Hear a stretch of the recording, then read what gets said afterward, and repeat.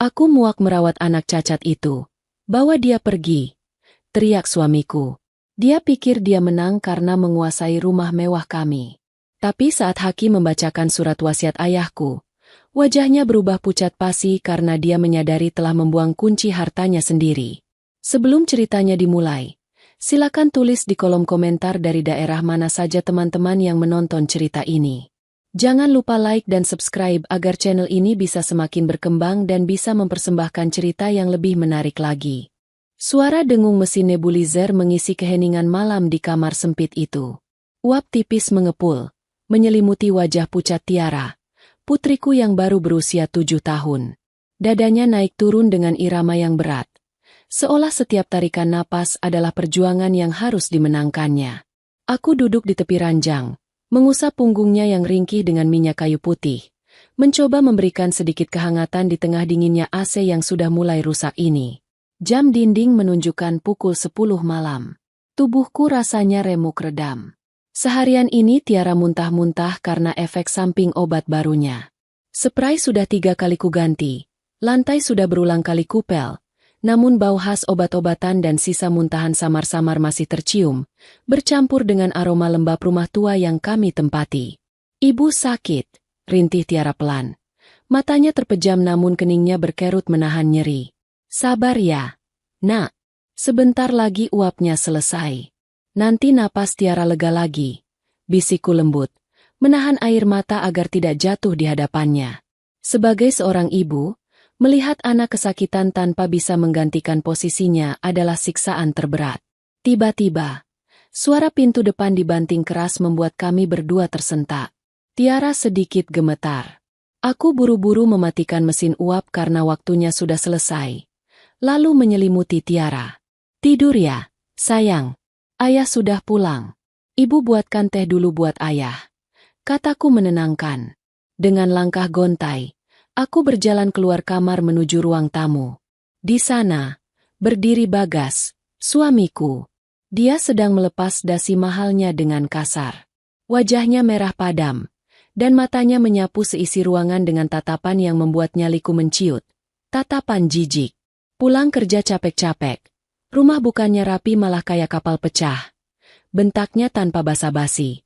Kakinya menendang mainan balok Tiara yang tertinggal di dekat sofa. Aku menunduk, mencoba meredam emosi. Maaf, Mas. Tadi Tiara kambuh lagi, muntah-muntah seharian. Aku baru sempat bersih-bersih sedikit. Bagas mendengus keras. Dia berjalan mendekatiku, dan saat itulah aku mencium aroma itu. Aroma parfum wanita yang manis dan tajam, bercampur dengan bau alkohol samar, sangat kontras dengan bau minyak telon dan keringat yang melekat di bajuku yang lusuh. Dia terlihat begitu necis. Rambutnya tertata rapi dengan pomade mahal, kemejanya licin bermerek branded, sementara aku, rambutku hanya dicepol asal, wajahku kusam tanpa bedak, dan kantung mataku menghitam karena kurang tidur. Tiara lagi, Tiara lagi. Bagas memijat pelipisnya seolah keberadaan putrinya adalah sumber migrain terbesarnya. Kamu itu di rumah seharian ngapain aja, Sari? Cuma ngurus 1 anak saja nggak becus. Bau rumah ini bikin aku mual. Bau obat, bau penyakit. Hatiku mencelos. Dulu, Bagas adalah pria yang berjanji akan menjaga kami dalam suka dan duka. Namun, sejak karirnya menanjak dan dia dipromosikan menjadi manajer regional, dia berubah. Uang dan jabatan membuatnya lupa daratan. Dia malu memiliki anak yang sakit-sakitan. Dia malu karena Tiara tidak bisa dia pamerkan di acara kantor seperti anak rekan-rekannya yang sehat dan aktif. Mas, pelankan suaramu. Tiara baru saja tidur. Pintaku memelas. Bukannya melunak, Bagas justru semakin meninggikan suaranya, seolah sengaja agar Tiara mendengar. Biar dia dengar. Anak itu cuma beban. Uang gajiku habis cuma buat beli obat-obatan gak berguna itu. Kapan dia sembuhnya? Kapan aku bisa menikmati hasil keringatku sendiri tanpa harus disedot terus sama penyakitnya? Mas Bagas, seruku tertahan. Dia anakmu, darah dagingmu sendiri. Bagas menatapku tajam, telunjuknya mengarah tepat ke wajahku. Kalau bukan karena aku kasihan sama kamu yang keluarganya sudah bangkrut itu, aku sudah lama pergi. Sari, kamu harusnya bersyukur aku masih mau pulang ke rumah bau ini. Kata-kata itu menancap tepat di ulu hati. Memang benar, keluargaku dulu kaya raya. Ayahku pengusaha sukses. Namun, menjelang akhir hayatnya, usahanya gulung tikar karena ditipu rekan bisnis. Kami jatuh miskin tepat sebelum ayah meninggal. Bagas menikahi aku saat kondisi kami masih di atas. Tapi sekarang, saat roda berputar ke bawah, sifat aslinya mulai terkuak. Aku menatap Bagas yang kini berjalan menuju kamar mandi dengan angkuh. Dia tidak bertanya apakah aku sudah makan. Dia tidak bertanya bagaimana kondisi Tiara hari ini. Dia hanya peduli pada kenyamanannya sendiri. Malam itu, aku kembali ke kamar Tiara. Aku melihat putri kecilku itu pura-pura tidur, tapi air mata mengalir dari sudut matanya yang terpejam. Dia mendengar semuanya. Dia mendengar ayahnya menyebutnya beban. Aku memeluk Tiara erat-erat, menumpahkan tangis dalam diam. Maafkan ibu, nak. Maafkan ibu. Bisikku. Di dalam hati, rasa sakit ini perlahan berubah menjadi sesuatu yang lain. Sesuatu yang lebih dingin dan keras. Aku tidak tahu sampai kapan aku bisa bertahan, tapi demi Tiara, aku akan melakukan apa saja. Namun, aku tidak menyadari bahwa malam ini hanyalah permulaan dari badai besar yang akan menghancurkan rumah tangga kami hingga ke pondasinya. Pagi itu, suasana di meja makan terasa lebih dingin dari biasanya. Tidak ada denting sendok garpu yang beradu riuh. Tidak ada percakapan hangat. Hanya ada suara berita dari televisi yang sengaja kunyalakan untuk memecah keheningan yang mencekam. Aku meletakkan piring berisi nasi goreng di hadapan Bagas. Dia sudah rapi dengan setelan jas abu-abu mahalnya. Jam tangan emas melingkar di pergelangan tangannya. Jam yang harganya mungkin setara dengan biaya pengobatan Tiara selama 3 bulan. Sementara itu, aku baru saja selesai memandikan Tiara dan mendudukkannya di kursi roda di dekat jendela agar dia bisa melihat matahari pagi. Bagas tidak menyentuh makanannya. Dia menyesap kopinya perlahan, lalu meletakkan cangkir itu dengan bunyi klunting yang cukup keras. Tangan kanannya merogoh tas kerjanya, mengeluarkan sebuah amplop coklat tebal dan melemparnya ke tengah meja makan, tepat di depan piringku. Amplop itu meluncur mulus dan berhenti tepat di hadapanku. Apa ini, Mas? Tanyaku, meski firasat buruk mulai merayapi tengkuku. Buka saja, jawabnya dingin, tanpa menatap mataku. Matanya sibuk menatap layar ponsel, mungkin membalas pesan dari seseorang yang membuatnya tersenyum simpul tadi malam. Dengan tangan gemetar, aku membuka amplop itu. Mataku membelalak saat membaca judul dokumen di dalamnya. Gugatan perceraian. Duniaku rasanya berhenti berputar sejenak. Napasku tercekat. Aku menatap Bagas, mencari setitik keraguan di wajahnya. Tapi yang kutemukan hanyalah wajah datar yang penuh ketegasan dan kelegaan. Mas, kamu serius? Suaraku serak, nyaris tak terdengar. Bagas akhirnya meletakkan ponselnya. Dia menatapku dengan tatapan bosan. Aku sudah memikirkannya matang-matang. Sari, aku tidak bisa terus-terusan hidup seperti ini. Karierku terhambat. Aku ditawari promosi ke kantor pusat. Tapi aku selalu ragu mengambilnya karena harus mengurus kalian. Aku capek. Capek. Aku tertawa getir. Air mata mulai menggenang. Mas, kamu bilang kariermu terhambat karena kami? Selama ini aku yang mengurus Tiara 24 jam. Aku tidak pernah memintamu begadang. Aku bahkan berjualan kue online diam-diam supaya tidak minta uang tambahan padamu. Di mana letak kami menghambatmu? Biaya. Sari. Biaya. Bagas menggebrak meja, membuat Tiara yang duduk di dekat jendela tersentak kaget. Kamu pikir obat-obatan anak itu murah? Kamu pikir terapi tiap minggu itu gratis? Uangku habis. Teman-temanku sudah investasi tanah, beli mobil sport, liburan ke Eropa. Sedangkan aku, gaji besar tapi habis buat rumah sakit. Dia anakmu, Mas. Itu kewajibanmu. Teriakku, tidak lagi peduli pada sopan santun. Dan soal rumah ini, kamu mau mengusir kami? Bagas menyandar di kursinya, melipat tangan di dada dengan angkuh. Baca baik-baik isi gugatan itu. Aku menuntut hak asuh Tiara jatuh ke tanganmu, karena jelas aku sibuk dan tidak bisa merawatnya. Tapi untuk harta Gonogini, rumah dan mobil, itu hakku. Darahku mendidih. Apa kamu gila? Rumah ini berdiri di atas tanah warisan ayahku. Ayahku yang memberikan tanah ini untuk kita saat kita menikah. Tanah doang, Sari. Potong Bagas cepat. Senyum sinis tersungging di bibirnya. Rumah tuanya sudah aku rombak total. Siapa yang bayar renovasi jadi 2 lantai? Aku. Siapa yang bayar pajak PBB tiap tahun? Aku. Siapa yang mengisi perabot mewah di sini? Aku. Secara hukum, kontribusiku jauh lebih besar. Tanah ayahmu itu nilainya tidak seberapa dibanding bangunan yang sudah kubangun dengan keringatku. Aku menggeleng tak percaya. Keserakahannya benar-benar sudah menutup mata hatinya. Dia ingin membuang kami, tapi dia tidak mau kehilangan aset sedikit pun. Terus kami tinggal di mana?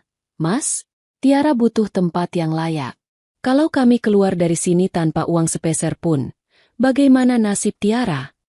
Bagas mengangkat bahu, seolah itu adalah masalah sepele yang tidak perlu dia pikirkan.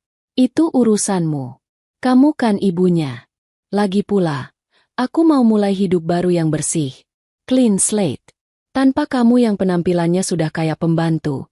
Dan tanpa anak penyakitan yang bikin malu itu. Kalimat itu seperti tamparan keras yang membakar pipiku. Hidup baru? Maksudmu dengan wanita yang parfumnya menempel di bajumu semalam? Wajah Bagas sedikit berubah. Tapi dia cepat-cepat menguasai diri. Jangan mengalihkan topik. Tanda tangani saja surat itu. Kalau kamu setuju tanpa ribut-ribut, mungkin aku akan kasih sedikit uang kerahiman buat sewa kontrakan petak. Tapi kalau kamu melawan, jangan harap dapat sepeser pun. Dia berdiri, merapikan jasnya, lalu mengambil kunci mobil. Aku tunggu jawabanmu nanti malam. Dan tolong, bereskan barang-barang rongsokan Tiara dari ruang tengah. Nanti malam ada tamu penting yang mau datang. Siapa? Tanyaku curiga. Bukan urusanmu. Jawabnya ketus sambil berlalu pergi. Sepeninggal Bagas, aku merosot ke lantai. Kakiku lemas.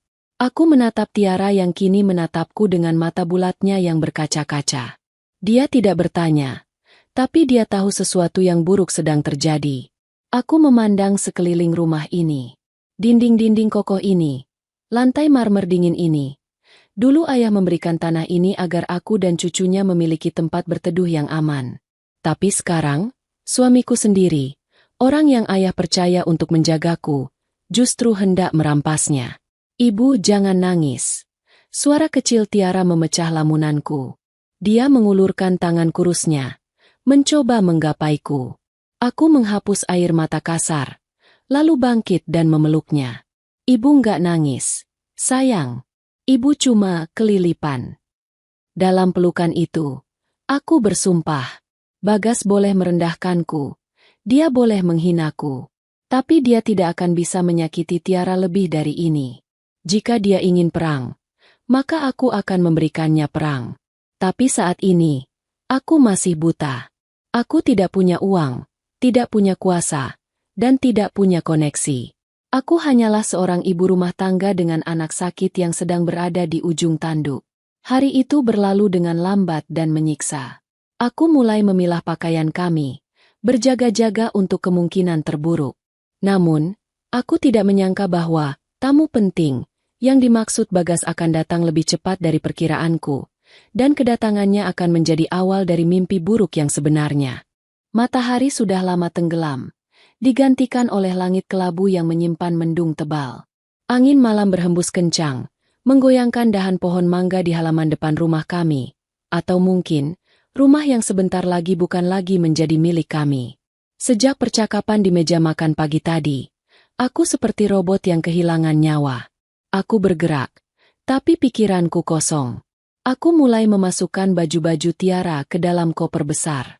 Bukan karena aku setuju untuk pergi, tapi naluri seorang ibu mengatakan bahwa situasi ini tidak aman. Bagas bukan lagi pria yang kucintai dulu. Dia telah berubah menjadi orang asing yang berbahaya. Ibu, kita mau liburan. Tanya Tiara polos saat melihatku melipat baju tidur kesayangannya yang bergambar beruang. Dia duduk di atas karpet, memegang tabung oksigen kecilnya. Napasnya terdengar sedikit berat malam ini, mungkin karena cuaca yang dingin. Aku tersenyum getir, menahan desakan air mata yang sudah menumpuk di pelupuk mata. Iya, sayang. Kita mau pindah ke tempat petualangan baru. Tempatnya mungkin tidak sebesar ini, tapi kita akan selalu bersama. Belum sempat Tiara menjawab, suara deru mobil terdengar berhenti tepat di depan pagar. Itu suara mesin mobil Bagas, tapi ada suara lain yang menyertainya. Suara tawa perempuan yang melengking manja. Jantungku berdegup kencang. Firasat buruku pagi tadi ternyata benar adanya. Tamu penting. Itu sudah datang. Pintu depan terbuka lebar tanpa dikunci. Langkah kaki bersepatu hak tinggi beradu dengan lantai marmer, menciptakan bunyi tuk-tuk-tuk yang angkuh dan mengintimidasi. Wah, Mas, ini rumahnya? Besar juga ya, walaupun modelnya agak kuno. Suara seorang wanita terdengar menggema di ruang tamu. Iya, sayang. Nanti kamu bisa rombak sesuka hatimu. Mau ganti warna cat, mau ganti furnitur, terserah. Yang penting kamu betah. Jawab Bagas dengan nada yang begitu lembut. Nada yang sudah bertahun-tahun tidak pernah ia gunakan padaku. Aku menggendong Tiara, membawanya keluar dari kamar dengan langkah gemetar. Di ruang tengah, pemandangan itu menghantamku lebih keras dari tamparan fisik manapun. Bagas berdiri di sana, merangkul pinggang seorang wanita muda yang cantik. Wanita itu mengenakan gaun merah ketat yang memamerkan lekuk tubuhnya. Wajahnya full makeup, dan aroma parfum mahalnya langsung menusuk hidung, bertabrakan dengan bau minyak kayu putih yang menempel di bajuku. Mereka berdua menoleh saat melihatku keluar. Bagas tidak terlihat kaget ataupun malu. Wajahnya datar, seolah keberadaanku di sana hanyalah gangguan kecil seperti lalat yang harus diusir. Sementara wanita itu, sebut saja namanya Cindy, menatapku dari ujung kaki ke ujung kepala dengan tatapan merendahkan, lalu menutup hidungnya dengan tangan yang lentik. Ih, Mas, kok bau obat sih di sini? Apek banget. Keluh Cindy manja sambil mengibaskan tangannya di depan hidung. Bagas tertawa kecil, lalu mengecup kening Cindy. Sabar ya. Nanti kalau sumber baunya sudah pergi, aku panggil jasa cleaning service profesional buat sterilkan seluruh rumah. Biar wangi kayak kamu. Darahku mendidih.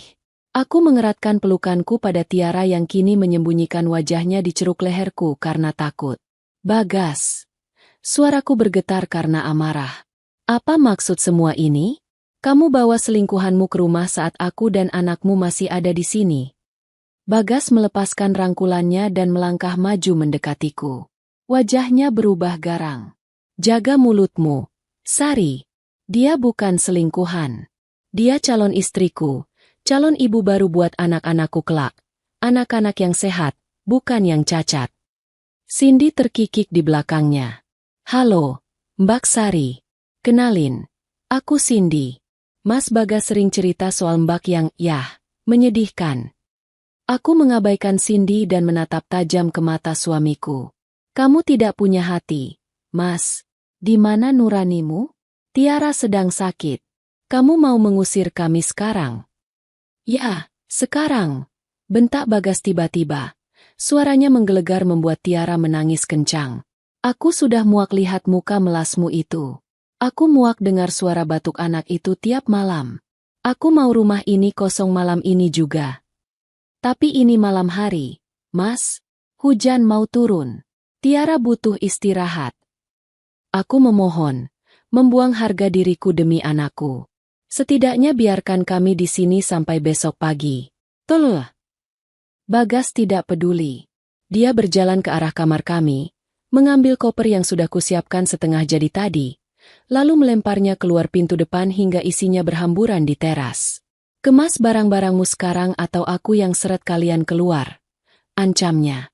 Aku menatap Bagas dengan pandangan nanar.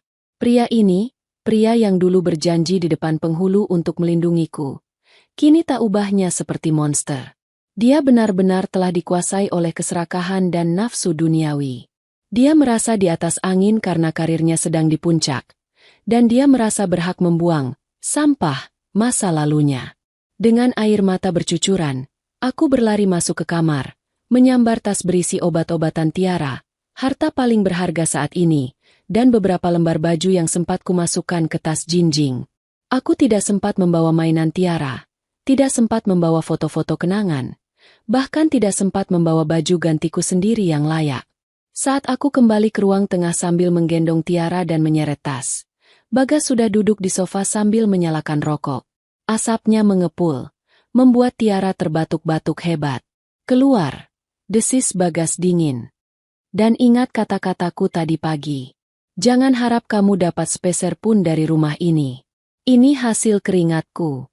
Tanah warisan ayahmu itu cuma tanah kosong yang gak ada harganya kalau bukan aku yang bangun. Aku berhenti sejenak di ambang pintu. Kutatap mata Bagas lekat-lekat. Ingat hari ini, Mas. Ingat baik-baik. Kamu mengusir darah dagingmu sendiri demi kesenangan sesaat. Suatu hari nanti, kamu akan menyesali setiap detik kejadian malam ini. Bagas hanya tertawa meremehkan. Drama. Cepat pergi sana. Bawa anak baumu ini menjauh dari hidupku. Cindy melambaikan tangannya dengan genit. Dah, Mbak hati-hati di jalannya. Jangan lupa move on. Aku membalikan badan, melangkah keluar dari rumah yang penuh kenangan itu. Tepat saat kakiku menginjak aspal jalanan komplek, hujan deras turun mengguyur bumi. Langit seolah ikut menangis melihat ketidakadilan ini. Aku berlari kecil mencari tempat berteduh di pos satpam komplek yang kosong. Tiara menangis dalam gendonganku. Tubuhnya mulai menggigil kedinginan. Ibu, dingin. Ai jahat. Isak Tiara. Hancur hatiku mendengarnya. Dengan tangan gemetar dan basah kuyup, aku mengeluarkan ponselku yang layarnya retak. Aku memesan taksi online. Syukurlah masih ada sedikit saldo di dompet digitalku. Sambil menunggu taksi datang, aku menoleh ke belakang, ke arah rumah megah bercat putih itu. Lampu ruang tengah menyala terang. Dari jendela kaca yang besar, aku bisa melihat bayangan dua orang sedang berdansa dan tertawa. Mereka merayakan kemenangan mereka di atas penderitaan kami. Bagas merasa dia sudah menang. Dia merasa dia pemilik segalanya. Tunggu saja, Mas. Bisikku pada angin malam yang menusuk tulang. Aku mungkin kalah malam ini. Tapi demi Tiara, aku akan bangkit. Aku akan pastikan kamu membayar setiap tetes air mata anakku. Sebuah mobil MPV hitam berhenti di depan pos satpam. Supirnya, seorang bapak paruh baya, menatapku iba saat aku masuk dengan kondisi basah kuyup sambil memeluk anak kecil. Kemana tujuannya, Bu? Tanya supir itu lembut. Aku terdiam sejenak. Kemana? Aku tidak punya keluarga lain.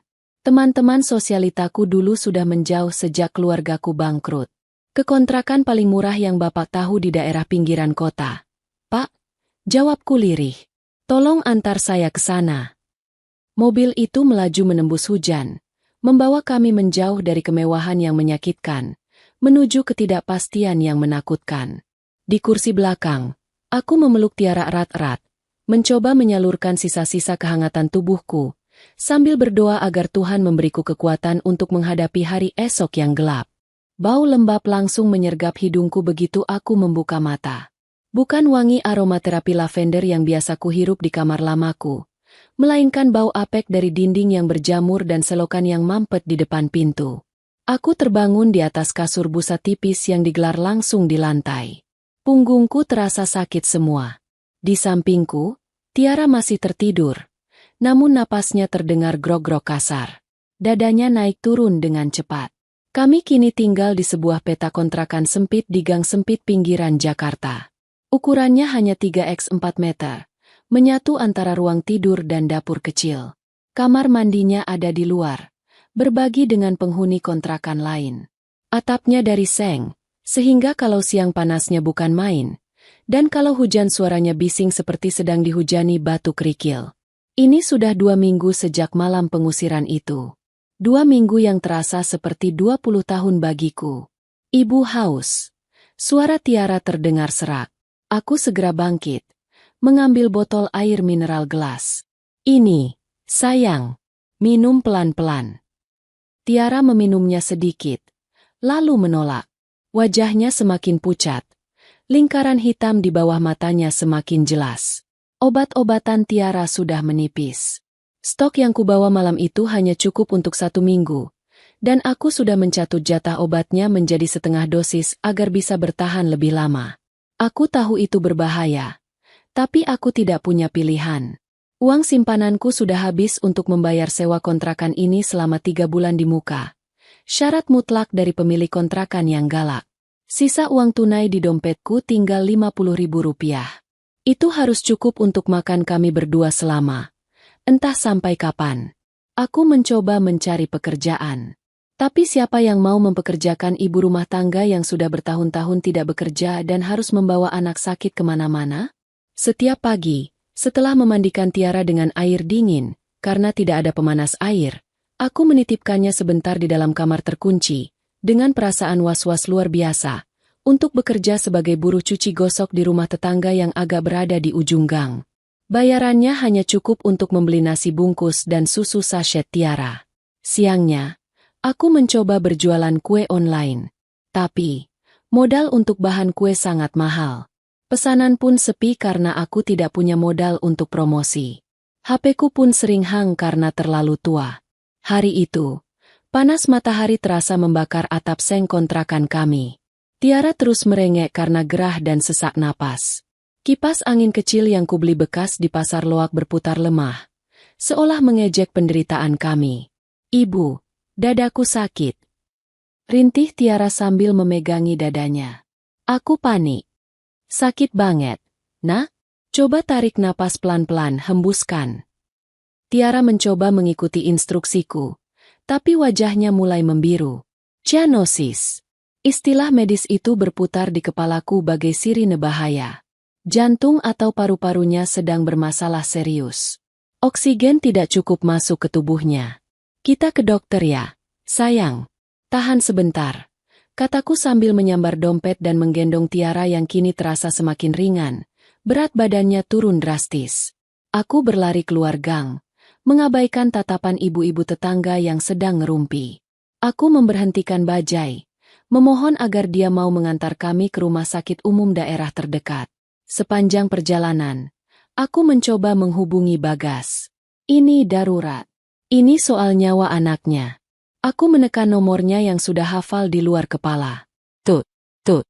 Panggilan tersambung. Hatiku sedikit lega. Halo? Suara Bagas terdengar, diiringi suara denting piring dan musik jazz lembut di latar belakang. Sepertinya dia sedang makan siang di restoran mewah. Mas Bagas. Mas, tolong. Tiara kritis. Kami lagi jalan ke UGD sekarang. Tolong transfer uang buat biaya masuk. Mas, aku nggak punya uang sama sekali. Teriakku histeris. Tidak peduli sopir bajai menoleh kaget. Hening sejenak di seberang sana. Lalu terdengar suara Cindy. Siapa sih, yang? Ganggu makan siang aja. Bukan siapa-siapa, jawab Bagas. Lalu suaranya kembali terdengar di telingaku, dingin dan tajam. Sari, aku kan sudah bilang, jangan hubungi aku lagi. Tiara itu sekarang tanggung jawabmu. Kamu yang mau hak asuh, kan? Ya urus sendiri. Jangan jadi pengemis. Mas, ini nyawa anakmu. Dia butuh oksigen, butuh obat. Jual saja ginjalmu kalau perlu. Jangan ganggu aku. Klik. Sambungan diputus. Duniaku runtuh seketika. Aku menatap layar ponsel dengan pandangan kosong. Air mata kemarahan dan keputusasaan tumpah membasahi pipiku. Dia benar-benar iblis. Bagaimana bisa seorang ayah membiarkan anaknya sekarat demi makan siang dengan wanita lain? Bu Senpai. Tegur sopir bajai. Aku tersentak dan buru-buru turun. Di UGD, perawat langsung sigap menangani Tiara karena melihat kondisi wajahnya yang membiru. Mereka memasangkan masker oksigen dan berbagai kabel ke tubuh kecilnya. Aku menunggu di luar tirai dengan cemas. Seorang petugas administrasi mendekatiku dengan wajah datar. Ibu wali pasien Tiara? Silakan ke loket depan untuk urus administrasi dan deposit awal ya, Bu. Ini harus ada tindakan röntgen dan lab lengkap. Biayanya sekitar 2 juta rupiah untuk deposit. 2 juta. Angka itu terdengar seperti vonis mati bagiku. Di dompetku hanya ada 50.000. Kartu kredit tambahan yang dulu dipegangku sudah diblokir Bagas sejak hari pertama aku keluar rumah. Aku sudah mencobanya di minimarket kemarin dan ditolak. Sus, tolong tangani dulu anak saya. Saya pasti bayar. Tolong jangan hentikan pengobatannya. Aku memohon, nyaris bersujud di kaki petugas itu. Maaf Bu, prosedurnya begitu. Kalau tidak ada jaminan, dokter spesialis tidak bisa dipanggil untuk tindakan lebih lanjut. Paling hanya penanganan dasar UGD. Aku mundur dengan lemas. Penanganan dasar tidak akan cukup. Tiara butuh obat-obatan paten untuk jantungnya. Pikiranku buntu. Aku meraba leherku. Kosong. Antingku sudah kujual minggu lalu. Cincin kawin ya. Cincin kawin. Aku menatap jari manisku. Cincin emas putih dengan berlian kecil itu masih melingkar di sana. Simbol janji suci yang kini sudah dikhianati dan diinjak-injak. Dulu aku bersikeras tidak mau melepasnya karena berharap Bagas akan berubah. Tapi sekarang, benda ini tidak lebih dari logam dingin yang tidak ada artinya dibanding nyawa Tiara. Aku berlari keluar rumah sakit, mencari toko emas terdekat. Dengan napas tersengal, aku masuk ke toko emas di seberang jalan. Mas, tolong taksir ini berapa? Saya butuh uang cepat, tunai sekarang juga. Kataku sambil meletakkan cincin itu di etalase kaca. Penjaga toko mengamati cincin itu dengan kaca pembesar. Emasnya sih bagus, Bu. Tapi berliannya kecil. Dan surat-suratnya ada. Nggak ada. Tertinggal di rumah. Tolonglah Mas. Anak saya kritis di seberang. Air mataku menetes lagi. Waduh. Kalau nggak ada surat potongannya besar, Bu. Paling saya berani ambil 1,5 juta. Harga aslinya 10 juta lebih. Tapi aku tidak punya posisi tawar. Ambil. Mas. Tolong cepat. Dengan uang 1,5 juta di tangan, aku kembali berlari ke rumah sakit. Aku memohon pada administrasi untuk menerima uang itu sebagai deposit sementara. Untungnya, mereka berbaik hati menerimanya meski kurang. Malam itu, Tiara sudah dipindahkan ke bangsal kelas 3 yang penuh sesak. Dia sudah sadar, tapi sangat lemah. Aku duduk di kursi plastik di samping ranjangnya, memegang tangannya yang dingin karena infus. Perutku berbunyi kencang. Aku belum makan seharian. Uang sisa penjualan cincin tadi hanya tinggal 20.000 perak setelah beli obat di apotek luar yang tidak ditanggung rumah sakit. Itu hanya cukup untuk ongkos pulang nanti dan beli bubur untuk Tiara besok pagi. Aku menatap langit-langit bangsal yang kusam. Aku berada di titik terendah dalam hidupku.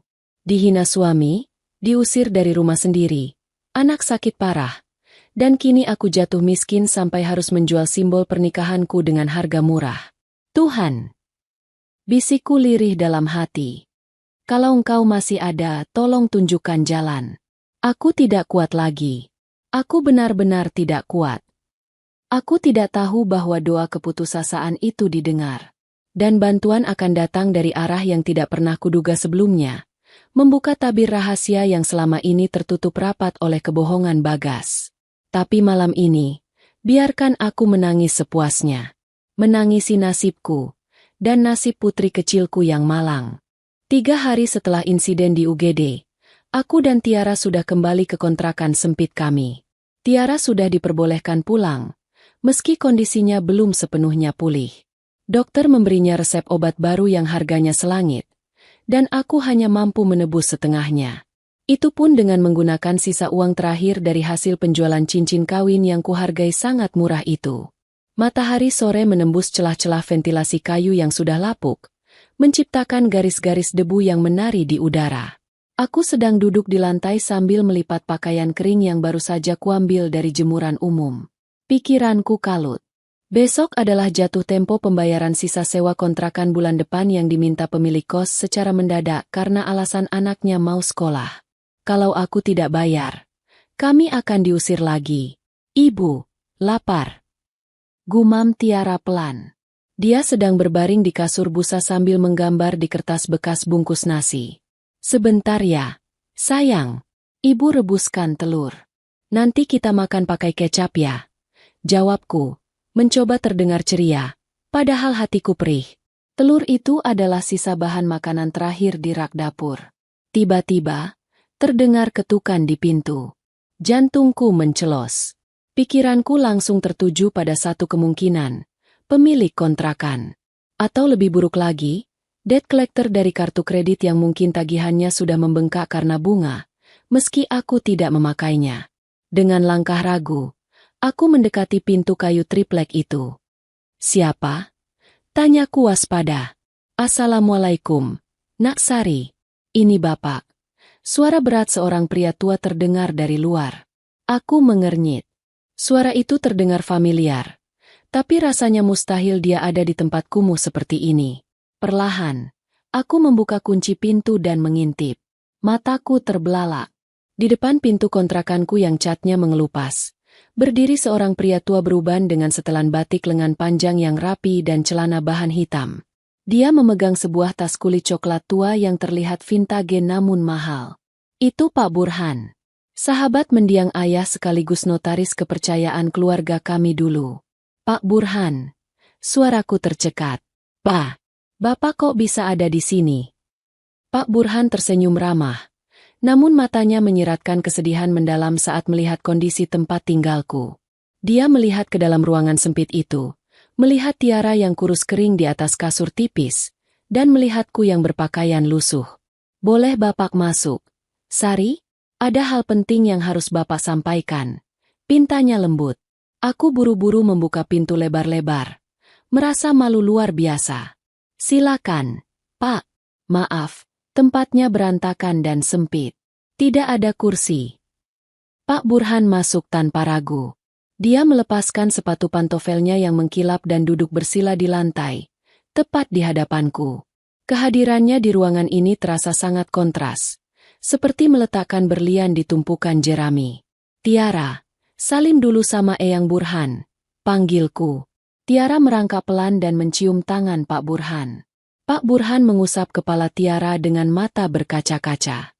Sudah besar cucu sahabatku ini. Tapi kenapa kurus sekali? Gumamnya lirih. Lalu dia menatapku tajam. Sari, kenapa kamu tidak pernah menghubungi Bapak? Bapak dengar dari gosip rekan-rekan pengacara kalau Bagas menggugat cerai kamu dan mengusirmu. Bapak cari kamu kemana-mana.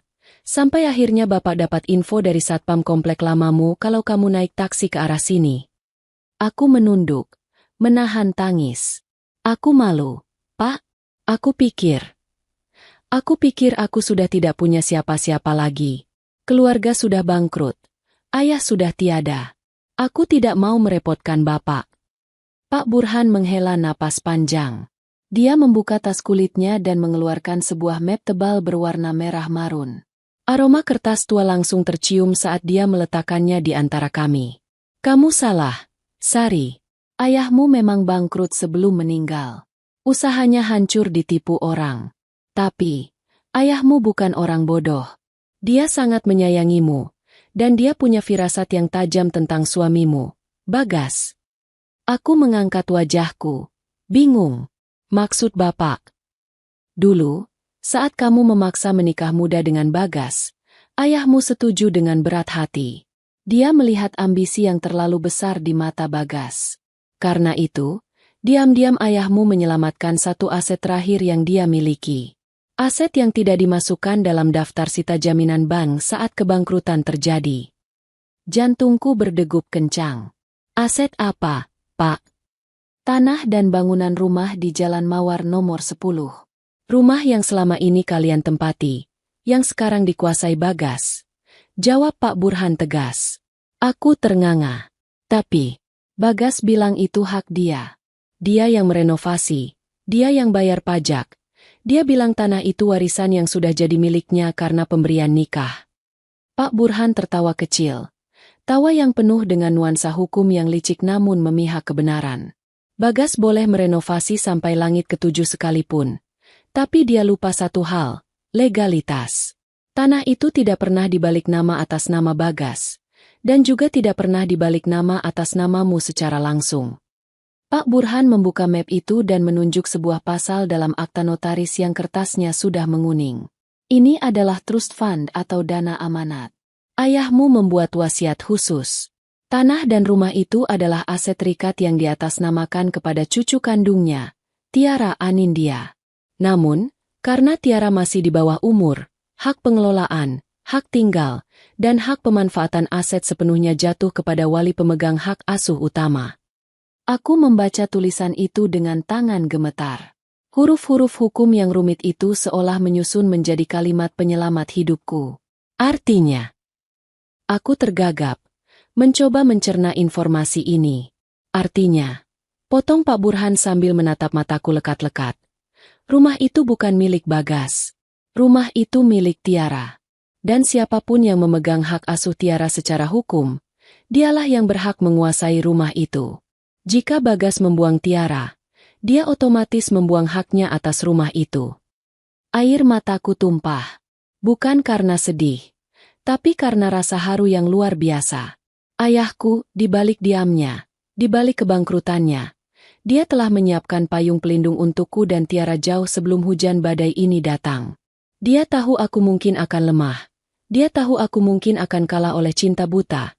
Jadi dia mengikat harta itu pada satu-satunya hal yang tidak mungkin dikhianati oleh seorang ibu, anaknya. Kenapa bapak baru memberitahu sekarang? Tanyaku di sela isak tangis. Karena wasiat ini punya klausul pembuka. Hanya boleh dibuka jika terjadi sengketa pernikahan atau jika cucunya berusia 21 tahun. Ayahmu tidak ingin Bagas tahu soal ini saat pernikahan kalian masih baik-baik saja, karena takut Bagas akan memanipulasi aset itu. Ayahmu ingin aset ini menjadi jaring pengaman terakhir. Pak Burhan mengambil tisu dari sakunya dan memberikannya padaku. Sari, kamu tidak miskin. Kamu dan Tiara adalah pemilik sah dari aset bernilai miliaran rupiah itu. Bagas yang sebenarnya tidak punya apa-apa di sana selain tumpukan bata yang dia semen di atas tanah kalian. Aku memeluk map itu erat-erat ke dadaku. Rasanya seperti memeluk ayah kembali. Rasa putus asa yang tadi menghimpit dadaku perlahan sirna, digantikan oleh nyala api harapan yang hangat. Tapi kemudian, amarah kembali muncul. Bayangan wajah sombong Bagas dan Cindy terlintas di benakku. Aku harus memberitahu Bagas. Kataku dengan napas memburu. Aku harus usir dia sekarang juga. Dia sudah menghina kami. Dia membuat Tiara sakit. Aku akan bawa polisi dan surat ini ke sana. Aku hendak berdiri, siap untuk meluapkan dendamku saat itu juga. Tapi tangan Pak Burhan menahan lenganku dengan kuat. Tatapannya berubah serius, penuh peringatan. Duduk. Sari, jangan gegabah. Suara Pak Burhan terdengar tegas, seperti seorang jenderal yang menahan prajuritnya yang emosional. Tapi Pak, dia jahat. Dia harus tahu kalau dia nggak punya hak. Protesku. Dan kalau dia tahu, apa yang akan dia lakukan? Tanya Pak Burhan retoris. Pikirkan baik-baik menggunakan otakmu, bukan hatimu yang terluka. Bagas itu serakah. Bagas itu gila hormat. Kalau kamu datang ke sana sekarang membawa surat ini, dia akan tahu bahwa kunci rumah itu ada pada Tiara. Aku terdiam, mulai memahami arah pembicaraan Pak Burhan. Kalau Bagas tahu bahwa syarat menguasai rumah adalah memegang hak asuh Tiara, lanjut Pak Burhan pelan tapi penuh penekanan, dia akan berbalik arah. Dia akan merebut Tiara darimu. Dia akan menyewa pengacara termahal untuk membuktikan bahwa kamu ibu yang miskin dan tidak mampu. Lalu dia akan mengambil hak asuh Tiara. Darahku berdesir ngeri. Tidak, dia tidak boleh ambil Tiara. Dia akan mengambilnya. Sari. Bukan karena dia sayang, tapi demi rumah itu. Dan setelah dia dapat hak asuh, apa kamu yakin dia akan merawat Tiara? Dia mungkin akan menelantarkan Tiara di tangan Nani sembarangan, atau bahkan memasukkannya ke asrama murah, sementara dia menikmati rumah itu bersama wanita barunya. Aku menggeleng kuat-kuat. Bayangan Tiara hidup menderita di bawah atap yang sama dengan Bagas dan Cindy membuatku mual. Aku nggak akan biarkan itu terjadi. Maka dari itu, dengarkan rencana Bapak. ucap Pak Burhan sambil mencondongkan tubuhnya ke depan. Kita tidak akan menyerang dengan otot. Kita akan menyerang dengan strategi. Biarkan musuhmu merasa menang, sampai dia sendiri yang menandatangani kekalahannya. Sore itu, di dalam kontrakan sempit yang pengap, aku mendengarkan setiap kata Pak Burhan. Bukan lagi sebagai istri yang teraniaya, tapi sebagai seorang ibu yang sedang menyusun strategi perang demi kelangsungan hidup anaknya. Air mataku sudah kering. Kini, yang tersisa hanyalah tekad baja. Bagas ingin bermain api? Maka aku akan pastikan dia terbakar oleh apinya sendiri. Lampu bohlam kuning 15 watt menerangi ruangan kami yang mulai gelap. Pak Burhan masih duduk di hadapanku. Kali ini dengan selembar kertas kosong dan pulpen di tangannya. Tiara sudah tertidur pulas setelah memakan telur rebus dan nasi kecap dengan lahap. Wajah polosnya terlihat damai. Tidak menyadari bahwa nasibnya sedang dipertaruhkan di atas kertas coretan strategi kami. Langkah pertama, kata Pak Burhan, menulis angka 1 di kertas itu. Biarkan proses perceraian berjalan sesuai keinginan Bagas. Jangan terlihat melawan soal harta. Aku mengangguk, meski hatiku berontak. Jadi aku harus diam saja saat dia menghina aku miskin. Benar. Kamu harus terlihat lemah, pasrah, dan putus asa. Semakin kamu terlihat tidak berdaya, semakin besar kepala Bagas. Orang yang sombong biasanya lengah, jelas Pak Burhan. Tujuan utamanya adalah membuat Bagas secara resmi, di depan hukum dan hakim, menolak hak asuh Tiara. Dia memang sudah menolaknya. Pak, di surat gugatan awal, dia bilang dia menyerahkan Tiara padaku, ujarku. Itu belum cukup, sela Pak Burhan. Di pengadilan, hakim biasanya akan mengusahakan mediasi. Hakim akan bertanya soal kemampuan finansial. Kalau Bagas melihat kamu terlalu miskin, hakim mungkin akan ragu memberikan hak asuh padamu. Bagas bisa saja dipaksa hakim untuk membiayai atau mengasuh bersama. Kita tidak mau itu. Kita mau Bagas menolak hak asuh itu dengan inisiatifnya sendiri, secara mutlak, tanpa celah untuk kembali. Bagaimana caranya? Kita harus memancing keserakahannya. Kita harus membuat dia berpikir bahwa Tiara adalah beban finansial yang sangat besar, yang akan menghancurkan hidup mewahnya jika dia ikut campur. Pak Burhan tersenyum licik. Pak Burhan mulai menjabarkan detail rencananya.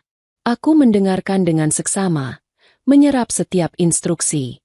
Rencananya berisiko, tapi brilian. Besok lusa adalah jadwal mediasi pertama, kan? Tanya Pak Burhan. Iya, Pak. Surat panggilannya sudah datang kemarin. Bagus. Datanglah ke sana. Jangan pakai baju bagus. Pakai baju yang paling sederhana yang kamu punya. Jangan pakai make-up. Biarkan wajah lelahmu terlihat.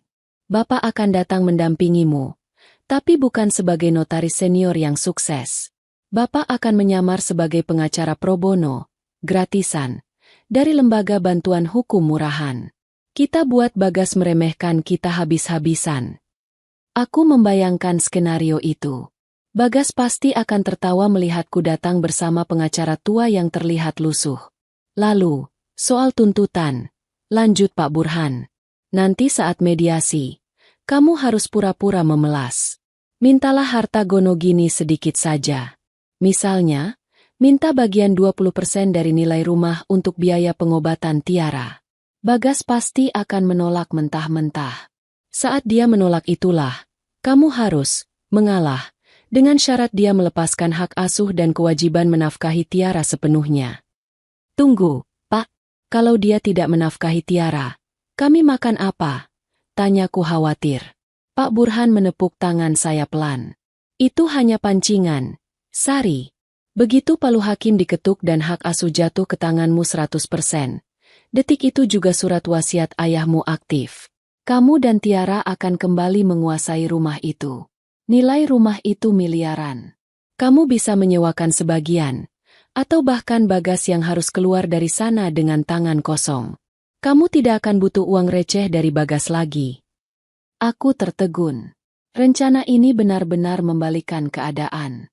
Jadi kuncinya adalah membuat Bagas merasa jijik dan takut rugi mengurus Tiara. Tepat sekali. Buat dia merasa bahwa membuang tiara adalah kemenangan baginya. Biarkan dia merasa dia membuang sampah, padahal dia sedang membuang berlian. Malam itu, setelah Pak Burhan pulang, aku tidak bisa tidur. Aku berdiri di depan cermin kecil yang retak di kamar mandi umum. Aku menatap pantulan wajahku. Mata yang cekung, tulang pipi yang menonjol, rambut yang kusam. Dulu, aku akan menangis melihat wajahku sejelek ini. Tapi malam ini, aku melihat wajah ini sebagai senjata. Aku mulai berlatih. Tolong, Mas, beri aku sedikit saja. Bisikku pada cermin, mencoba mengatur mimik wajah sedih dan memelas. Aku tidak sanggup membiayai tiara sendiri. Aku mengulang-ulang kalimat itu sampai terdengar sangat meyakinkan, sangat menyedihkan. Aku harus menjadi aktris terbaik demi putriku. Aku harus menelan harga diriku bulat-bulat. Biarlah Bagas menginjak-injakku sekali lagi di pengadilan nanti. Itu akan menjadi injakan terakhirnya sebelum dia jatuh ke jurang yang dia gali sendiri. Keesokan harinya, aku mulai mempersiapkan kostum perangku. Aku memilih gamis lamaku yang warnanya sudah pudar dan sedikit robek di bagian bawah. Aku mencari sandal jepit yang tali karetnya sudah agak longgar. Aku ingin memastikan bahwa siapapun yang melihatku akan berpikir, wanita ini sudah habis. Dia tidak punya masa depan. Saat sedang sibuk memilah baju, ponselku bergetar. Sebuah pesan masuk dari nomor tidak dikenal. Isi pesan, jangan lupa besok mediasi jam 10.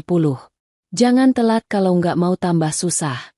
Dan jangan bawa anak cacatmu itu ke ruang sidang. Bikin sumpek. Pesan dari Bagas. Tanpa nama, tanpa salam.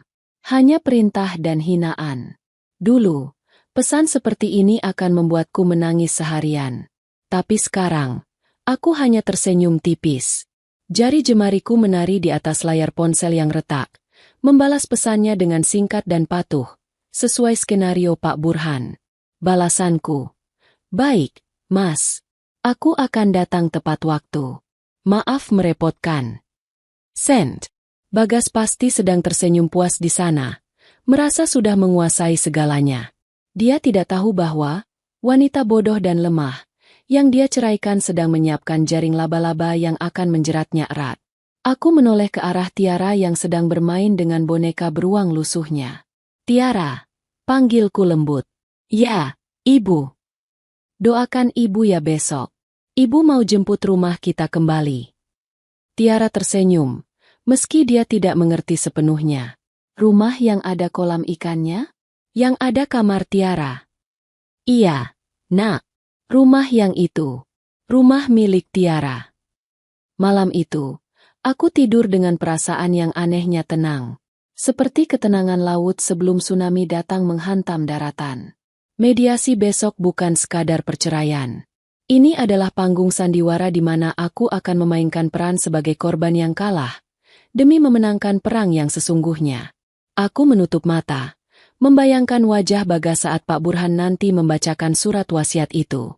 Bayangan itu menjadi pengantar tidur yang paling indah yang pernah kurasakan selama berbulan-bulan. Gedung pengadilan agama itu berdiri kokoh dengan pilar-pilar putih yang menjulang tinggi, seolah ingin menunjukkan wibawa hukum yang tak tergoyahkan. Namun, bagiku hari ini, gedung itu tak ubahnya seperti arena gladiator. Bedanya, tidak ada singa atau pedang. Hanya ada tumpukan berkas dan kata-kata tajam yang siap menguliti harga diri. Aku melangkah turun dari angkot yang berhenti tepat di depan gerbang. Matahari pagi sudah terasa menyengat, membuat keringat mulai membasahi punggungku yang tertutup gamis lusuh berwarna coklat pudar. Sandal jepitku berbunyi ceapak-cepek setiap kali menginjak aspal panas. Sebuah bunyi yang sangat kontras dengan deru halus mesin mobil sedan hitam mengkilap yang baru saja melintas di sampingku. Itu mobil Bagas. Mobil yang dulu kami pilih bersama di showroom. Kini kacanya tertutup rapat, menyembunyikan penumpangnya dari panas dan debu jalanan, dan dari pandanganku. Pak Burhan sudah menungguku di lobi. Penampilannya hari ini benar-benar totalitas. Jas yang dikenakannya terlihat kedodoran dan sedikit kusut di bagian lengan. Tas kerjanya diganti dengan tas kanvas tua yang warnanya sudah memudar. Jika tidak mengenalnya, Orang pasti akan mengira dia adalah pengacara magang yang belum pernah memenangkan satu kasus pun, atau pensiunan pegawai kecamatan yang sedang mengurus pensiun. "Siap, Nak Sari?" Tanyanya pelan sambil menyerahkan sebotol air mineral gelas. Aku mengangguk, meneguk air itu sedikit untuk membasahi tenggorokan yang kering karena gugup. "Siap, Pak. Jantungku mau copot rasanya." "Ingat, kamu adalah aktris hari ini. Tundukkan kepala. Jangan tatap matanya dengan berani. Biarkan dia merasa di atas angin," bisik Pak Burhan. Kami berjalan menuju ruang mediasi 3. Di koridor, aku melihat Bagas sedang berdiri bersandar di dinding, tertawa lepas bersama seorang pria muda berjas licin, pengacaranya. Bagas mengenakan kemeja biru muda slim fit yang memamerkan hasil ngegimnya, lengkap dengan jam tangan Rolex yang berkilau ditimpa cahaya lampu neon koridor. Dia terlihat begitu segar, begitu sukses, dan begitu bahagia. Seolah perceraian ini hanyalah sebuah bisnis meeting biasa baginya. Saat melihatku datang, tawa Bagas terhenti. Matanya menyapu penampilanku dari atas ke bawah dengan tatapan jijik yang tidak ditutup-tutupi. "Astaga, Sari," sapanya dengan nada mengejek. "Kamu ke pengadilan atau mau minta sumbangan? Nggak punya baju yang lebih layak dikit? Malu-maluin aku aja." Aku menunduk dalam-dalam, meremas ujung gamisku. "Ini baju terbaik yang aku punya sekarang, Mas. Baju-bajuku yang lain kan masih di rumahmu. Aku nggak sempat bawa." Pengacara Bagas tertawa kecil. Suara tawanya terdengar seperti dengusan kuda. "Wah, Pak Bagas. Sepertinya kita akan menang mudah. Lawannya begini." Pak Burhan maju selangkah, sedikit membungkuk dengan gaya orang tua yang sungkan. "Selamat pagi, Pak Bagas, Pak pengacara. Saya Burhan, kuasa hukum Ibu Sari. Mohon kerjasamanya ya, Pak. Kasihan klien saya ini." Bagas bahkan tidak mau menjabat tangan Pak Burhan yang terulur. Dia hanya melirik sinis. "Oh, ini pengacara gratisan itu? Pantesan. Ya sudah, ayo masuk. Aku nggak punya banyak waktu. Nanti siang aku ada meeting proyek besar." Di dalam ruang mediasi yang sempit, suasana terasa mencekam. Seorang mediator wanita parubaya duduk di ujung meja, mencoba tersenyum ramah meski aura permusuhan di ruangan itu begitu pekat. "Baik, Bapak dan Ibu. Tujuan mediasi ini adalah mencari titik temu. Apakah rumah tangga ini masih bisa dipertahankan? Mengingat ada anak di antara kalian." Buka Ibu mediator. "Tidak," jawab Bagas cepat dan tegas. "Saya sudah bulat. Istri saya ini sudah tidak sejalan dengan visi misi hidup saya. Dia terlalu pasif, tidak mendukung karir suami. Dan yah, lihat saja sendiri penampilannya, Bu. Tidak representatif sebagai istri manajer regional." Ibu mediator menghela napas, lalu menatapku. "Ibu Sari, bagaimana tanggapan Ibu?" Aku mengangkat wajah sedikit, membiarkan mata sembabku terlihat. Saya masih ingin mempertahankan demi Tiara, Bu. Tiara butuh ayahnya. Tiara sakit."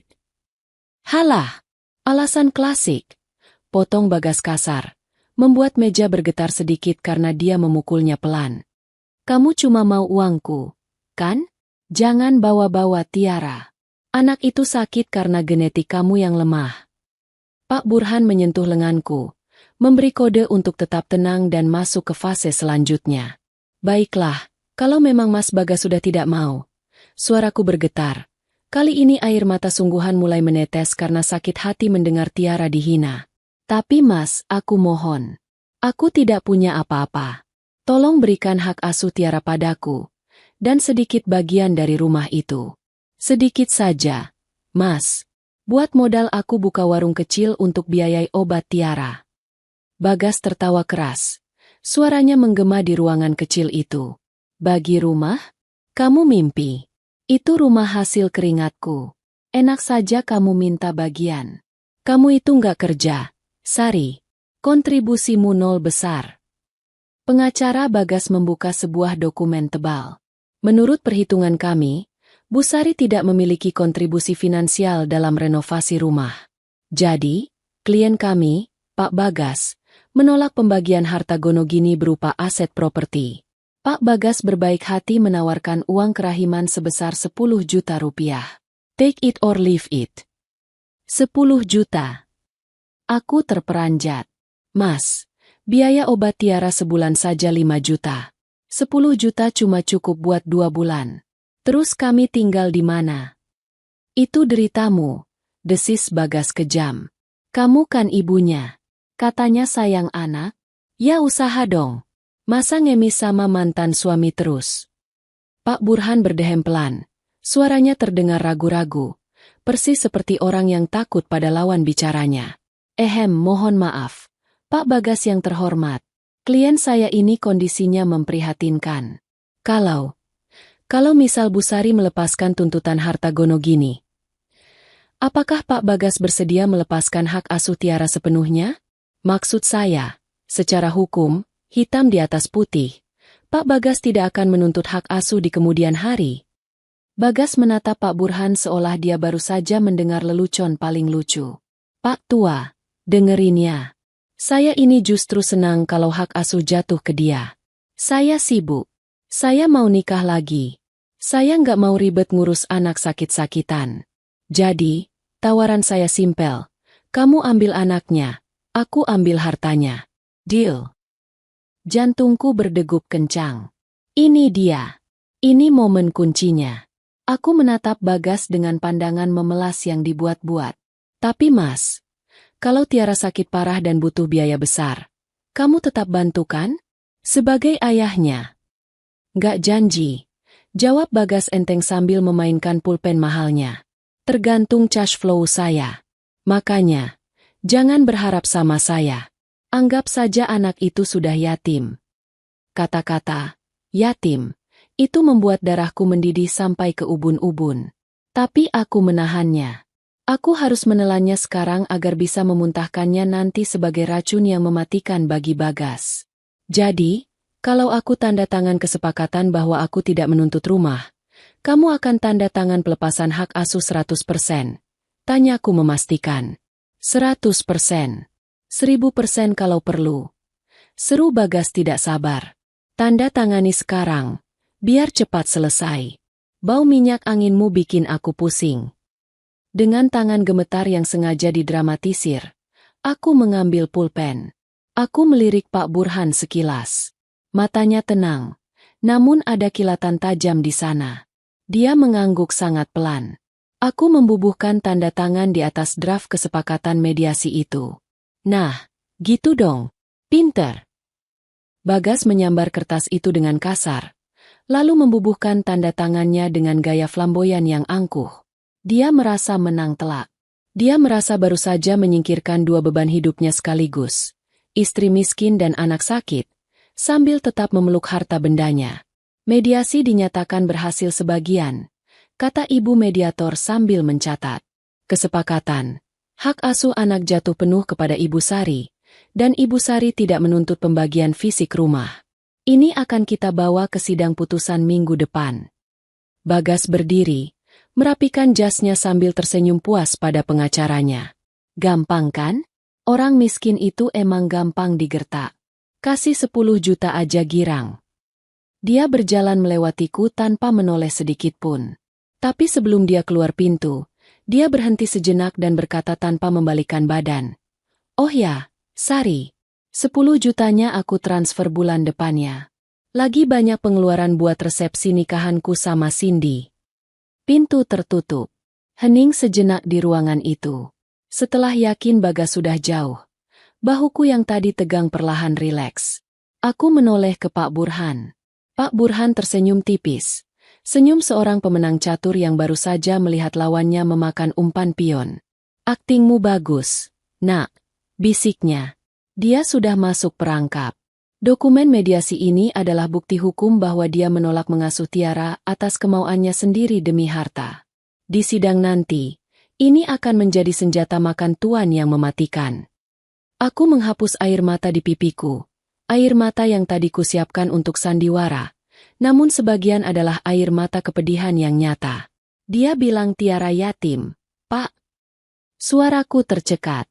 Biarkan dia bicara, Sari. Karena minggu depan, dia akan berharap dia tidak pernah dilahirkan, jawab Pak Burhan dingin. Kami keluar dari ruangan itu dengan langkah yang berbeda. Tidak ada lagi keraguan. Minggu depan adalah hari penghakiman. Dan aku tidak sabar melihat wajah sombong itu runtuh menjadi debu. Hari persidangan tiba. Langit Jakarta tampak mendung, seolah menahan beban berat yang siap ditumpahkan. Sama seperti perasaanku hari ini. Ini adalah babak akhir. Hari di mana nasibku, Tiara, dan Bagas akan ditentukan oleh palu hakim. Ruang sidang utama pengadilan agama cukup ramai. Beberapa pengunjung sidang lain duduk di kursi kayu panjang di bagian belakang, menunggu giliran mereka. Namun, perhatianku hanya tertuju pada meja tergugat di sebelah kanan. Bagas duduk di sana dengan percaya diri yang meluap-luap.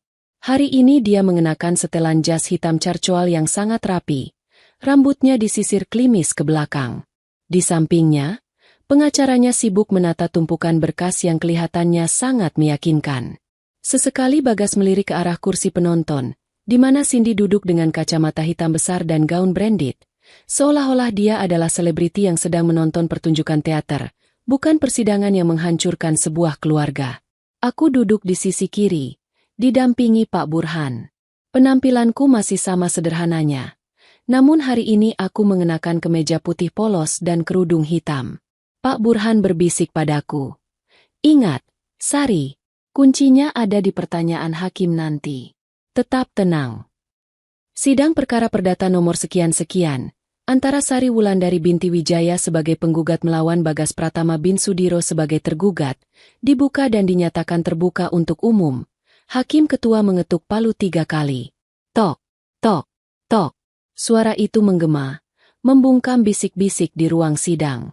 Proses persidangan berjalan cukup cepat karena hasil mediasi sudah disepakati sebagian. Hakim mulai membacakan poin-poin gugatan dan jawaban.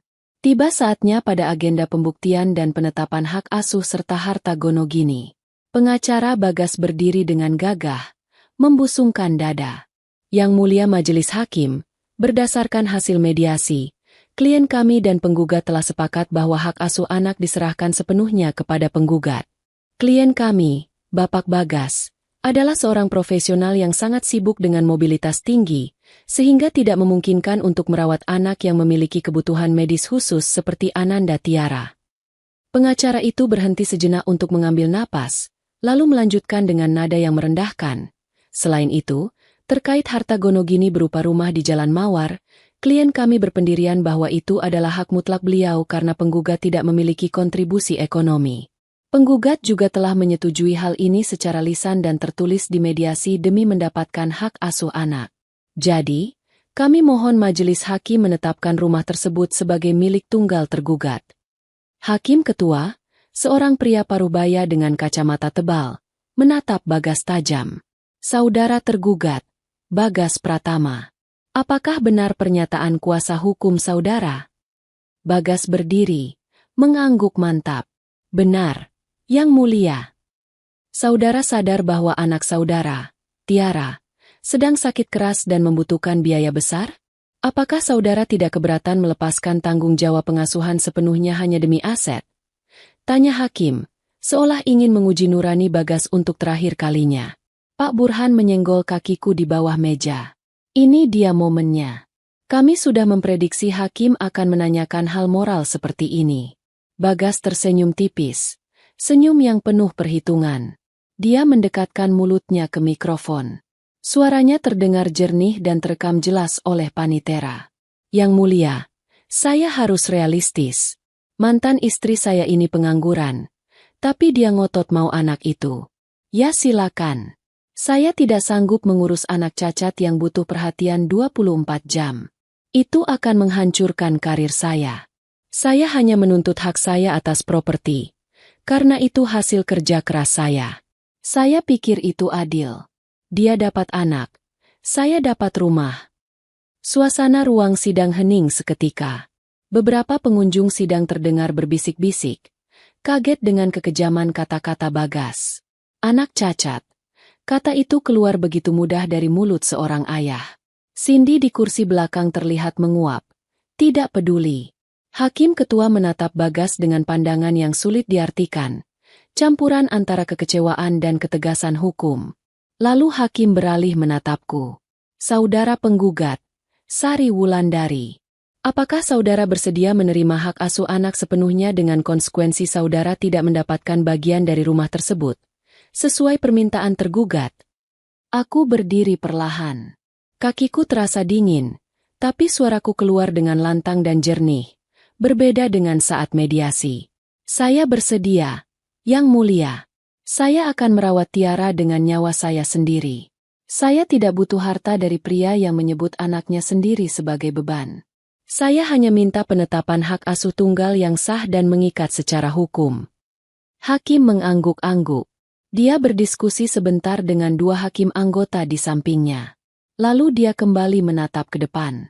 Baiklah, majelis hakim telah mendengar pernyataan kedua belah pihak.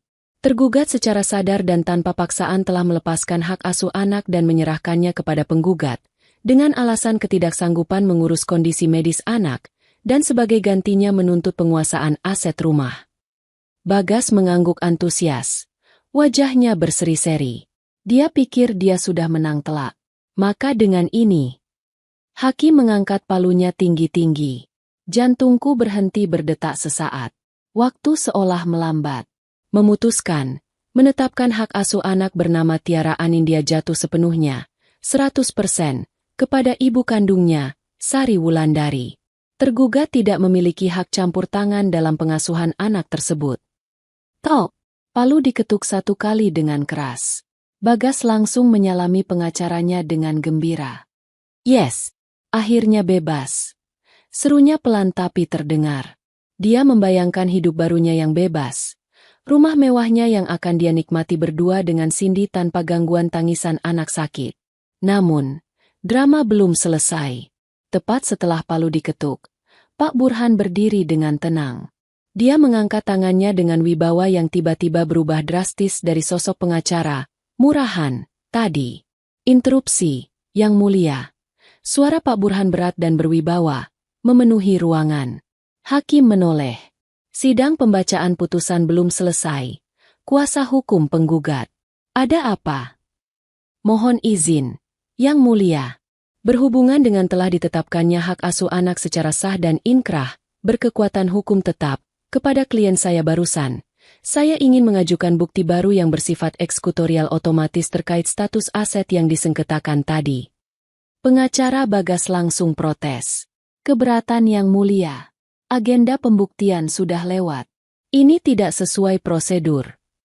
Ini bukan bukti sengketa, Yang Mulia. Potong Pak Burhan tajam. Matanya menatap Bagas dengan dingin. Ini adalah dokumen pelaksanaan wasiat yang aktif secara otomatis detik ini juga. Begitu palu Yang Mulia diketuk untuk hak asuh anak. Hakim mengerutkan kening. Penasaran. Silakan maju. Bawa dokumennya. Pak Burhan berjalan mantap ke meja hakim, mengeluarkan map merah marun yang selama ini dia simpan. Dia menyerahkan dokumen berhologram resmi notaris itu kepada hakim. Bagas mulai terlihat gelisah. Senyumnya memudar. Apa-apaan itu? Bisiknya pada pengacaranya. Pengacaranya menggeleng bingung. Hakim membaca dokumen itu. Matanya membelalak. Dia membaca sekali lagi, lalu menatap Bagas, lalu menatapku, dan akhirnya menatap Pak Burhan. Sebuah senyum kecil, sangat tipis, muncul di sudut bibir sang hakim. Hakim itu sepertinya menyadari ironi besar yang baru saja terjadi. Saudara tergugat, Bagas Pratama, panggil hakim. Nadanya berbeda sekarang. Lebih tegas. Bagas berdiri, kali ini dengan ragu. Ya, Yang Mulia. Apakah saudara tahu status tanah dan bangunan di Jalan Mawar nomor 10 yang saudara klaim sebagai milik saudara itu? Tentu saja tahu. Itu rumah saya. Saya yang bangun. Jawab Bagas defensif. Hakim menggeleng pelan sambil mengangkat kertas wasiat itu. Menurut Akta Notaris nomor 45 tahun 2005 yang dibuat oleh mendiang ayah dari saudari Sari, tanah dan bangunan tersebut adalah aset trust fund, dana amanat, yang terikat atas nama cucu beliau, Tiara Anindya. Wajah Bagas berubah pucat seketika. Ah, apa? Hakim melanjutkan membacakan isi wasiat dengan suara lantang yang menggema di seluruh ruang sidang. Klausul pasal 3 berbunyi, aset ini tidak dapat dijual, dipindah tangankan, atau dimiliki secara pribadi oleh siapapun, kecuali dikelola dan ditempati oleh wali yang memegang hak asuh penuh atas Tiara Anindya sampai anak tersebut berusia 21 tahun. Ruang sidang gempar. Suara bisik-bisik berubah menjadi dengungan keras. Dengan kata lain, suara hakim meninggi, menembus keriuhan. Karena saudara Bagas baru saja secara resmi menolak dan melepaskan hak asuh anak saudara sendiri di depan persidangan ini, maka secara hukum, saudara kehilangan seluruh hak untuk tinggal, mengelola, atau menginjakan kaki di rumah tersebut. Bagas terhuyung ke belakang seolah ditampar hantu tak kasat mata. Dia memegang pinggiran meja agar tidak jatuh. Matanya melotot. Mulutnya terbuka tapi tidak ada suara yang keluar. Tidak mungkin. Itu palsu. Itu akal-akalan. Teriak Bagas histeris. Wajahnya memerah padam karena panik. Dokumen ini sah dan terdaftar di negara. Saudara tergugat. Tegas hakim. Saudara sendiri yang memilih untuk membuang kunci harta saudara. Saudara membuang anak saudara. Maka saudara membuang rumah itu. Pengacara Bagas langsung lemas. Menjatuhkan berkas-berkasnya. Dia tahu, dalam dunia hukum, akta wasiat otentik seperti itu sangat sulit dibantah. Apalagi klausulnya begitu spesifik dan Bagas baru saja memenuhi syarat kekalahannya sendiri dengan pernyataannya yang terekam. Cindy di kursi belakang berdiri, menjerit marah. Apa? Jadi kita nggak jadi punya rumah itu? Mas Bagas, kamu bilang rumah itu punya kamu. Kamu bohong sama aku. Bagas tidak menjawab Cindy. Dia menatapku. Tatapan angkuhnya lenyap. Digantikan oleh tatapan horor dan ketakutan yang luar biasa. Dia melihatku duduk tenang di samping Pak Burhan. Aku tidak tersenyum. Aku hanya menatapnya datar. Tatapan seorang ibu yang sudah kehabisan air mata dan kini hanya menyisakan keadilan. Sidang ditutup. Hakim mengetuk palu sekali lagi. Tok! Suara ketukan itu terdengar seperti vonis kematian bagi keserakahan Bagas. Dia jatuh terduduk di kursinya. Lemas tak bertulang. Dia sadar. Dia baru saja menggali kuburannya sendiri. Dia menginginkan hartanya dan membuang anaknya. Tapi takdir, dan wasiat ayahku, memastikan dia kehilangan keduanya. Ruang sidang berubah menjadi lautan keriuhan. Hakim mengetuk palu berulang kali, mencoba menenangkan pengunjung yang mulai riuh rendah menertawakan kebodohan Bagas. Namun, suara palu itu seolah tenggelam oleh suara tangis histeris Cindy di kursi belakang. Kamu bohong. Kamu bilang kamu kaya. Kamu bilang rumah itu punya kamu. Cindy berteriak sambil memukul-mukul punggung kursi di depannya. Aku nggak mau nikah sama gelandangan. Bagas tidak mempedulikan Cindy. Wajahnya yang tadi pucat kini berubah menjadi merah padam karena amarah yang bercampur rasa malu. Dia menatapku dengan mata melotot, seolah ingin melompat dari mejanya dan mencekikku. Kamu menjebakku. Teriak Bagas sambil menunjuk wajahku dengan tangan gemetar. Kamu tahu soal ini dari awal, kan? Dasar wanita ular. Aku masih duduk tenang di kursiku. Perlahan, aku berdiri dan merapikan kerudungku. Aku menatap matanya lurus-lurus. Tidak ada lagi ketakutan. Tidak ada lagi kepatuhan. Aku tidak menjebakmu, Mas. Jawabku dengan suara tenang namun terdengar jelas di seluruh ruangan yang mendadak hening. Aku memberimu pilihan. Berkali-kali aku memohon padamu. Di rumah, di telepon saat Tiara kritis, di ruang mediasi. Aku memohon belas kasihanmu untuk anakmu sendiri. Aku melangkah mendekat, membiarkan semua orang melihat kontras antara kami. Dia yang berjas mahal tapi jiwanya kerdil, dan aku yang berbaju lusuh tapi kini memegang kendali. Kalau saja kamu punya sedikit saja hati nurani. Lanjutku. Suaraku mulai bergetar menahan emosi yang meluap. Kalau saja kamu mau merawat Tiara bersamaku, walau cuma sedikit wasiat itu tidak akan pernah berlaku sekejam ini padamu. Tapi kamu memilih harta, Mas. Kamu membuang darah dagingmu seperti sampah demi batu bata dan semen. Jadi jangan salahkan siapa-siapa kalau harta yang kamu dewa-dewakan itu lari mengejar pemilik aslinya. Tiara. Itu tidak adil. Aku yang renovasi. Aku keluar uang miliaran. Bagas meracau, berbalik memohon pada hakim. Yang mulia, ini penipuan. Batalkan putusan tadi. Saya mau hak asuh Tiara. Saya tarik ucapan saya. Saya mau anak saya kembali. Hakim ketua menatap Bagas dengan tatapan jijik yang tidak ditutup-tutupi. Saudara tergugat. Putusan pengadilan bukan mainan anak-anak yang bisa ditarik sesuka hati. Putusan sudah dijatuhkan berdasarkan pernyataan tegas saudara yang terekam. Palu sudah diketuk. Jika saudara tidak puas, silakan ajukan banding. Tapi perlu saya ingatkan. Hakim mencondongkan tubuhnya ke depan, dengan bukti rekaman suara saudara yang menyebut anak sendiri sebagai beban dan cacat.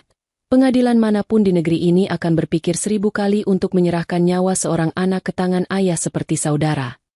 Bagas terdiam. Lututnya lemas. Dia ambruk kembali ke kursinya, menatap kosong ke arah meja. Pengacaranya sudah sibuk membereskan tas. Terlihat ingin segera kabur dari situasi memalukan itu. Pak Burhan kemudian berdiri lagi. Yang mulia, mohon izin untuk eksekusi pengosongan rumah. Mengingat klien saya dan anaknya yang sedang sakit kini tidak memiliki tempat tinggal layak, dan rumah itu adalah hak mutlak Ananda Tiara. Dikabulkan, tegas hakim. Panitera, buatkan surat perintah eksekusi. Beri waktu 2x24 jam bagi tergugat untuk mengosongkan properti tersebut. Jika menolak, gunakan bantuan aparat kepolisian. 2 hari. Pekik Bagas. Kemana aku harus pergi? Barang-barangku banyak. Itu bukan urusan pengadilan, jawab hakim dingin. Sidang ditutup. Aku berjalan keluar ruang sidang dengan perasaan yang sulit dilukiskan. Lega, sedih, tapi juga bangga. Di pintu keluar, Bagas mencoba mengejarku. Dia mencengkeram lenganku kasar. Sari, tunggu. Napasnya memburu. Kita bicara baik-baik. Kita rujuk ya? Demi Tiara. Kasihan Tiara kalau nggak ada ayahnya. Aku hilaf. Aku janji bakal jadi ayah yang baik. Aku menepis tangannya dengan sentakan kuat. Jangan sentuh aku. Aku menatap wajah pria yang dulu kucintai setengah mati itu. Kini, dia terlihat begitu menyedihkan. Topeng kesuksesannya hancur lebur. Rujuk? Tanyaku sinis. Kamu mau rujuk sama aku? Atau rujuk sama rumah itu? Sudahlah, Mas. Jangan rendahkan dirimu lebih dalam lagi. Simpan tenagamu buat angkut barang. Dan satu lagi. Aku mendekatkan wajahku ke telinganya, membisikkan kalimat terakhir yang akan menghantuinya. Kamu bilang kamu mau hidup baru yang bersih, kan? Selamat, Mas. Sekarang kamu benar-benar bersih. Bersih dari istri, bersih dari anak, dan bersih dari harta. Doamu terkabul. Aku berbalik dan berjalan pergi, meninggalkan Bagas yang terpaku di koridor pengadilan. Di belakangku, aku mendengar Cindy memaki-maki Bagas dengan kata-kata kasar. Lalu suara tamparan keras terdengar. Bagas tidak membalas. Dia sudah hancur. 2 hari kemudian, sebuah truk engkel sewaan parkir di depan rumah mewah di Jalan Mawar nomor 10. Bukan untuk mengantar barang baru, tapi mengangkut sisa-sisa kejayaan Bagas. Aku berdiri di seberang jalan bersama Tiara yang duduk di kursi roda barunya, hadiah dari Pak Burhan. Kami melihat Bagas yang bercelana pendek dan kaos oblong, menggotong kardus-kardus berat ke dalam truk. Tidak ada lagi jas mahal, tidak ada lagi wangi parfum. Wajahnya kusut, matanya bengkak, dan jambangnya tumbuh tidak terawat. Beberapa tetangga menonton dari balik pagar mereka, berbisik-bisik. Kabar tentang kejahatan Bagas pada anaknya sendiri sudah menyebar cepat di grup WhatsApp kompleks, membuat tak ada satupun tetangga yang mau membantunya. Cindy, dia sudah menghilang sejak kejadian di pengadilan. Kabarnya dia langsung memblokir nomor Bagas begitu tahu Bagas jatuh miskin dan punya hutang kartu kredit yang menumpuk demi gaya hidup mewahnya. Sore itu, batas waktu 2x24 jam hampir habis. Seorang petugas polisi dan Pak Burhan datang untuk memastikan kunci rumah diserahkan. Bagas keluar dari pintu utama sambil menyeret koper terakhirnya. Dia berhenti saat melihatku dan Tiara. Dia menatap rumah megah itu dengan pandangan nanar, lalu menatap Tiara. Ada penyesalan di matanya, tapi entahlah, aku sudah tidak peduli apakah itu tulus atau tidak. Ini kuncinya. Bagas menyerahkan kunci rumah kepada Pak Burhan dengan tangan gemetar. Serahkan pada pemiliknya, kata Pak Burhan tegas, menunjuk ke arah Tiara. Bagas berjalan gontai mendekati kursi roda Tiara. Dia berlutut di depan putrinya. Tiara. Suaranya serak. Ayah pamit ya. Tiara menatap ayahnya dengan mata polos. Dia tidak mengerti sepenuhnya apa yang terjadi. Tapi dia tahu ayahnya sedih. Tangan kecil Tiara terulur, menyentuh pipi Bagas yang kasar. Ayah jangan nakal lagi ya. Nanti sakit kayak Tiara. Ucap Tiara tulus. Kalimat sederhana itu meruntuhkan pertahanan Bagas. Dia menangis terseduh-seduh di kaki putrinya sendiri. Pria yang sombong itu kini bersujud, menangisi kebodohannya. Tapi waktu tidak bisa diputar ulang. Nasi sudah menjadi bubur. Pergilah, Mas, kataku pelan. Mulai hidupmu dari nol. Belajarlah jadi manusia dulu, baru jadi ayah. Bagas berdiri, mengusap air matanya, lalu berjalan menuju truk tuanya tanpa menoleh lagi. Truk itu menderu pergi, membawa Bagas menjauh dari kehidupan kami, meninggalkan kepulan asap hitam yang perlahan menghilang tertiup angin. Aku mendorong kursi roda Tiara masuk ke halaman rumah. Rumah ini masih sama megahnya, tapi rasanya berbeda. Udaranya lebih ringan. Tidak ada lagi bentakan, tidak ada lagi hinaan. Kita pulang, nak, bisikku. 6 bulan kemudian. Rumah di Jalan Mawar itu kini terlihat lebih asri. Aku mengubah sebagian garasi menjadi toko kue kecil-kecilan yang kini mulai ramai pesanan. Pak Burhan membantu mengelola sisa aset ayah sehingga kami bisa hidup layak. Kamar Tiara sudah direnovasi total. Dindingnya dicat warna biru langit dengan gambar awan-awan. Dan peralatan medisnya ditata rapi agar tidak terlihat menakutkan. Kondisi Tiara berangsur membaik. Ternyata, selain obat dokter, obat, paling manjur adalah lingkungan yang penuh kasih sayang dan bebas dari stres. Tiara sudah jarang sesak napas. Bahkan pipinya kini mulai berisi dan kemerahan. Sore itu, aku sedang menyiram bunga di halaman ketika melihat seorang pria kurus dengan rompi oranye sedang menyapu jalanan kompleks. Pria itu memakai topi lusuh yang ditarik rendah menutupi wajahnya. Saat dia mendekat ke depan pagar rumahku, dia berhenti sejenak, melihat ke arah Tiara yang sedang tertawa bermain balon air di teras bersama teman-teman barunya. Pria itu mengangkat wajahnya sedikit. Itu Bagas. Dia terlihat jauh lebih tua dari usianya. Kulitnya hitam terbakar matahari. Aku mendengar kabar dia bekerja serabutan sebagai petugas kebersihan harian lepas karena tidak ada perusahaan yang mau menerimanya. Reputasinya hancur setelah kasus di pengadilan itu viral di media sosial. Mata kami bertemu sesaat. Tidak ada kata yang terucap. Dia hanya tersenyum tipis, senyum pahit penuh penyesalan, lalu menunduk dan kembali menyapu sampah di selokan depan rumah yang dulu dia banggakan. Aku tidak merasa benci, pun tidak merasa kasihan. Itu adalah jalan yang dia pilih. Aku hanya merasa bersyukur. Aku berjalan menghampiri Tiara, memeluknya dari belakang. Ibu, lihat, balonnya terbang tinggi. Seru Tiara gembira. Iya, sayang, tinggi sekali.